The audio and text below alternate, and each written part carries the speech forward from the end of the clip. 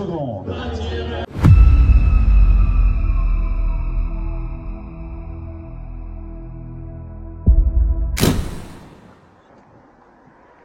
Salut et bienvenue dans ce 6e et dernier épisode de Road to Ultra, ce dernier épisode qui va nous conduire des derniers entraînements jusqu'au jour de la course, les Templiers.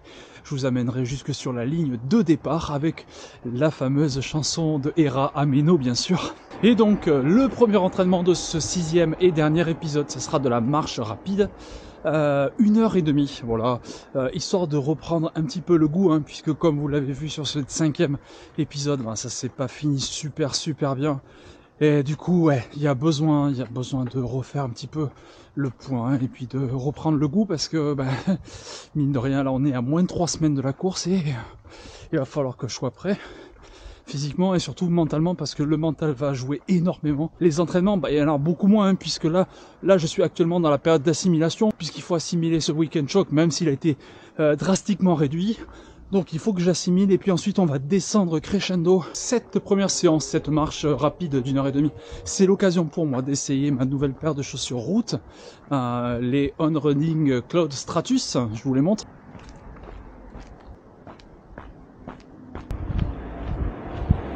Comme vous le voyez, bah, première séance de nuit, hein. Après séance de travail, présence avec les enfants, la famille, et puis go pour la séance de ce soir. Bon, du coup, va falloir que je marche un peu plus vite, parce que là, je suis pas en promenade non plus, la marche rapide. En gros, qu'est-ce que c'est que la marche rapide? Parce qu'on m'a posé la question. C'est en fait une marche où tu es pressé. Voilà, tu as pressé. C'est comme si tu avais une très grosse envie de faire. Bon, t'as compris quoi en fait. Voilà, je dois être entre 8 et 8h30 normalement.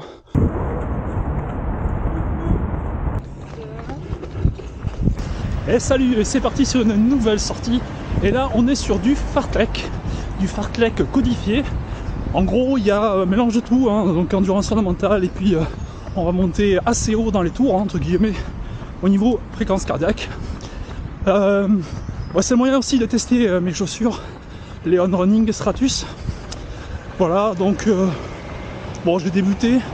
J'ai fait une petite fraction. Bon, ça a l'air de bien répondre. Je suis assez content parce que l'allure est bien et mon cardio ne monte pas très haut. Donc c'est assez encourageant. On va voir la suite de la séance.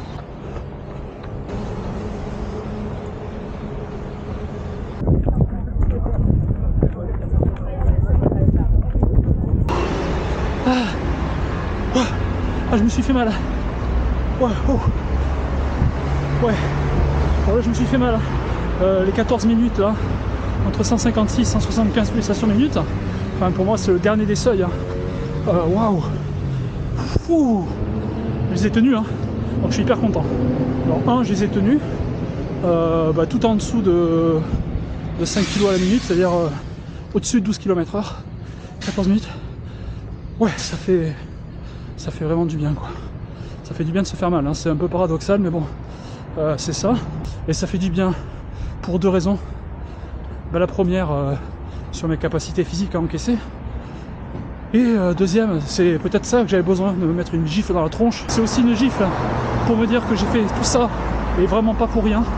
Donc ouais, ça fait du bien. Ouais, j'en ai chié, mais ouais, écoute, ça fait du bien. Bon, je finis la partie récup, et puis voilà. Bon, du coup, je vous embarque pas sur la partie récup. Et on se retrouve sur une prochaine séance, et la prochaine séance c'est demain, et ça sera 2 heures d'endurance fondamentale. Allez, ça fait vraiment du bien. Allez, ciao. Bon, il y a une nouvelle sortie, et aujourd'hui, là je suis sur le stade Stellin, c'est le terrain d'entraînement du club de Bordeaux. Bon, je suis pas là pour faire de la piste, hein. C'est plus le moment de faire de la piste, hein. Mais voilà, comme je passais par là, je me suis dit tiens, je vais aller voir un peu la relève, là, les jeunes qui sont en train de s'entraîner. Toujours très sympa de passer, toujours très sympa de voir un petit peu comment se passent les entraînements de l'athlétisme, c'est sympa de voir ça. Et puis voir quelques connaissances comme Stéphanie et Caro, la présidente du club. Et donc maintenant on va reprendre le chemin et finir cette sortie. Alors normalement c'est 2 heures de sortie, je vais voir un petit peu ce que je vais faire. Parce que je sens qu'il va faire vite nuit encore, et j'ai pas pris ma frontale bien sûr. Encore du grand Seb, comme d'habitude, mais ça vous avez déjà l'habitude. Bon voilà, la sortie est finie. Bon, j'ai fait un petit peu moins de 2 heures, 1h51, on va pas chipoter. Et surtout, un petit exploit, c'est que il fait pas trop nuit pour cette fin de sortie. Et ça, c'est cool, je vais pouvoir profiter de la soirée du coup avec la famille. Et ça, c'est hyper important. Dimanche, il y a une course, ce sont les 17 km course nature, les foulées du bassin.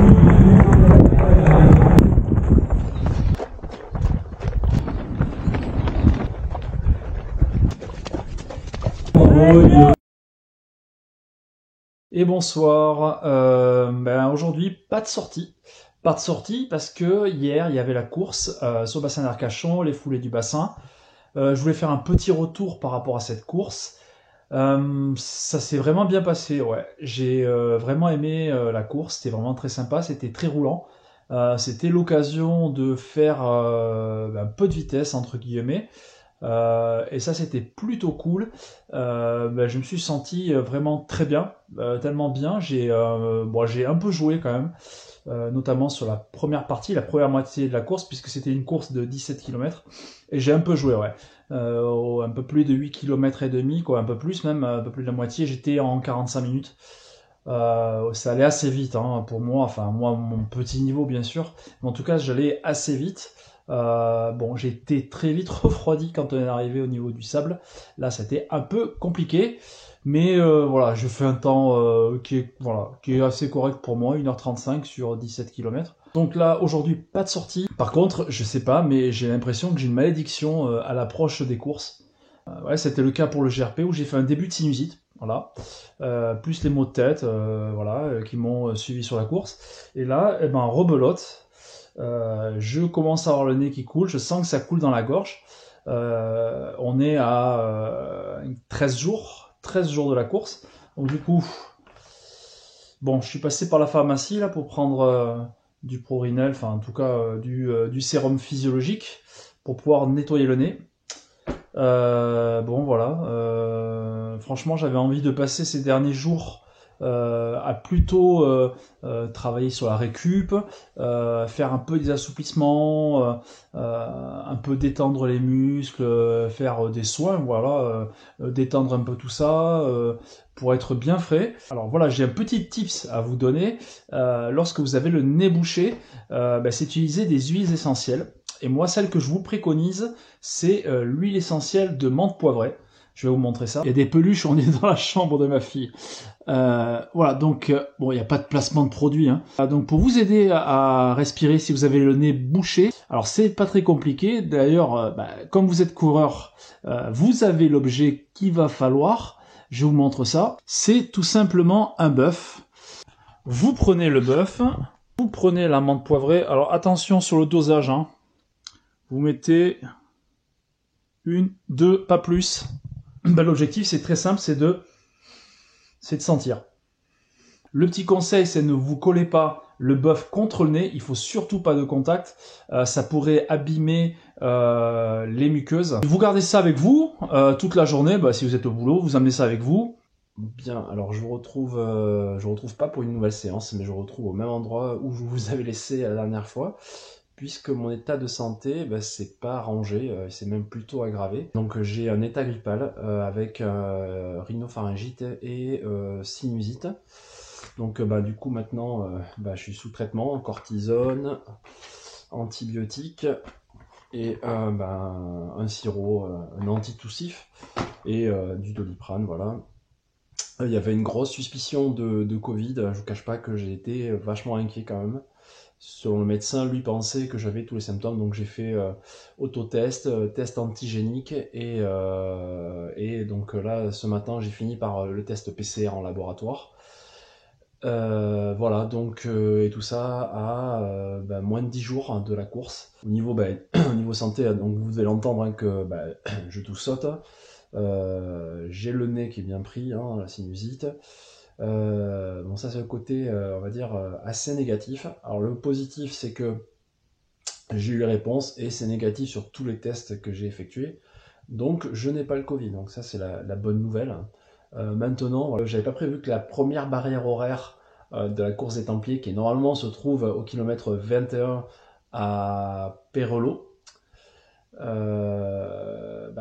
se trouve maintenant, puisqu'effectivement c'est un peu une barrière horaire, quoi, hein. C'est une barrière horaire, un chrono qui tourne jusqu'au jour du départ. J'ai l'impression que ça ressemble vraiment beaucoup au GRP, hein, où j'avais été malade la semaine d'avant.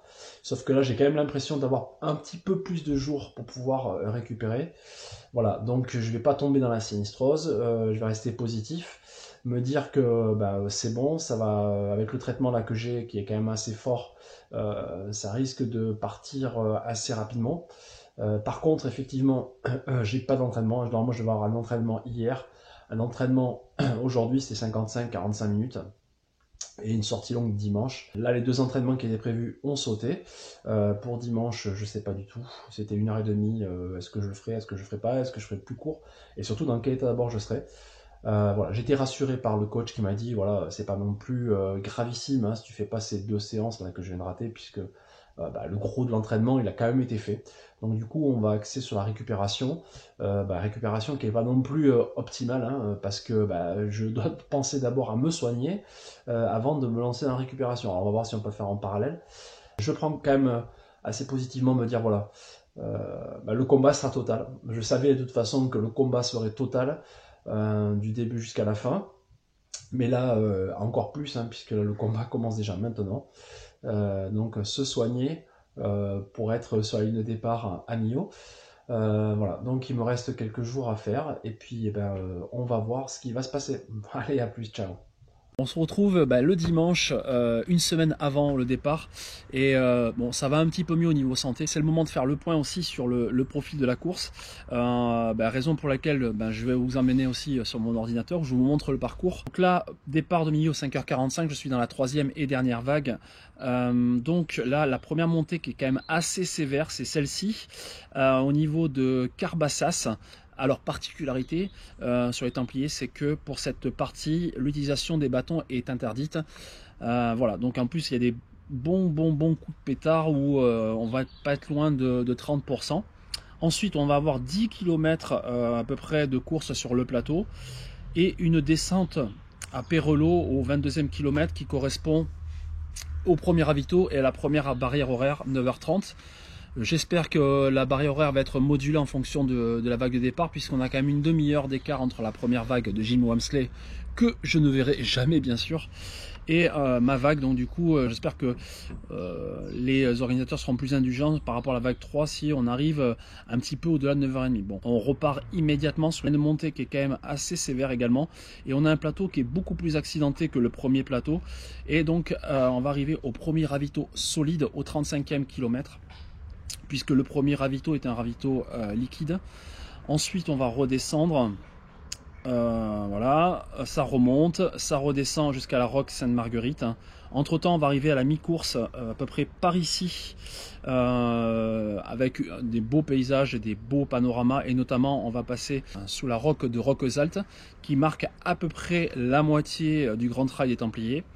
Voilà, c'est un point de vue qui me tarde de passer. On va redescendre jusqu'à ici à la Roque Sainte-Marguerite, 45e kilomètre, et ensuite on va remonter, faire du plateau, remonter jusqu'à la Salvage, autre ravito solide, puis ensuite ça va redescendre, ça va remonter jusqu'à Mas de Bru, et ensuite la grosse descente jusqu'à Macébio.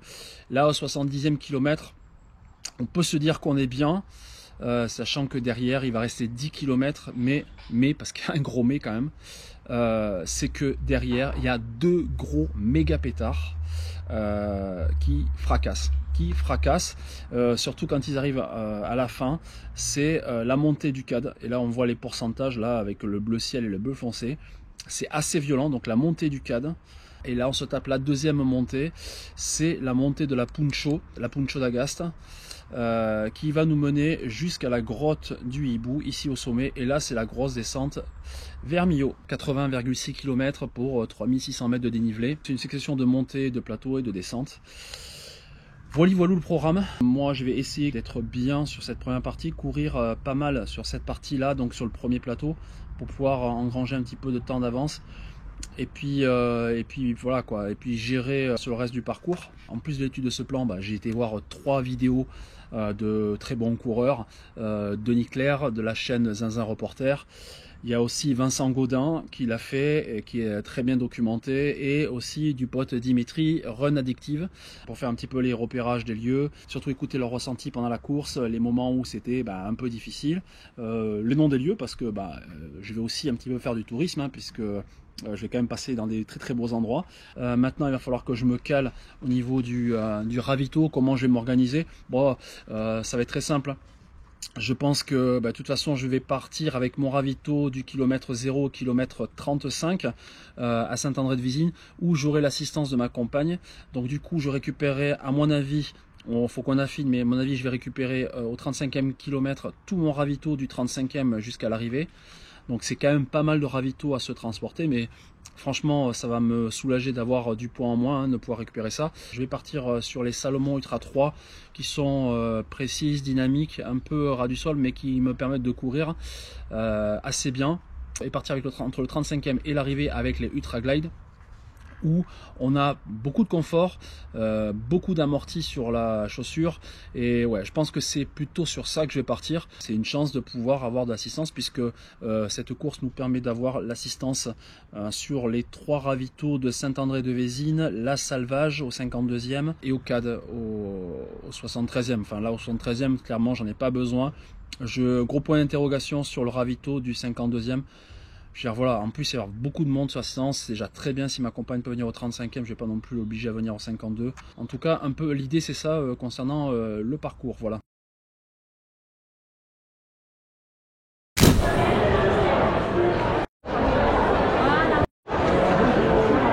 On cherche mon dossard. Hein. Ah, je crois que c'est moi ça. Voilà. Bon, ben là on est dans le salon du trail, je viens de retirer le dossard, maintenant on va aller récupérer le petit cadeau qui se trouve juste ici.